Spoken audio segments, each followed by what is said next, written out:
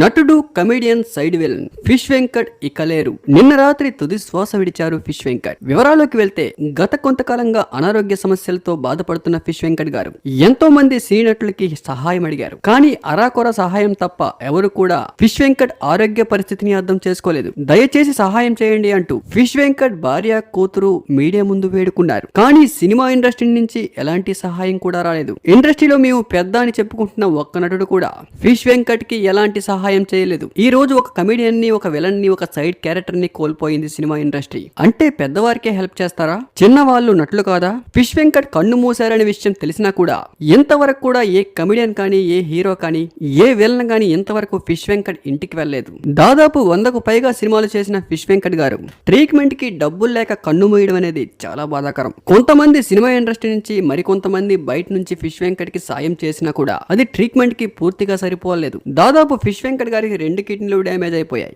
వాటితో పాటు ఫుల్ గా మద్యం సేవించడంతో ఆ ఉన్న ఒక్క లివర్ కూడా పోయింది. కొద్ది రోజుల క్రితం బోడుపల్లిలోని ఒక హాస్పిటల్లో చేరిన ఫిష్ వెంకట్ అయితే 2 కిడ్నీలు మార్పిడి చేయాలని వైద్యులు సూచించారు. అంతవరకు డయాలసిస్ చేస్తూ ఉన్నారు.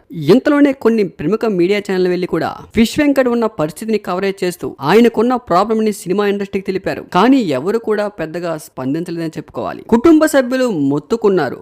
వైద్య సేవలు కూడా పొందలేని దీన స్థితిలో ఉన్నామని, సినిమా ఇండస్ట్రీ అంటే ఎవరైనా పెద్దలు సాయం చేయండి అన్నా కూడా అసలు ఎవరూ పట్టించుకోలేదు. ఈ రోజు ఫిష్ వెంకట్ చనిపోయినా కూడా ఎవరు కూడా ఇంటికి కూడా వెళ్ళట్లేదు. దీన్ని బట్టి ఎలాంటి దీన పరిస్థితుల్లో మనం ఉన్నామనేది సినిమా ఇండస్ట్రీలో అర్థం చేసుకోవాలి.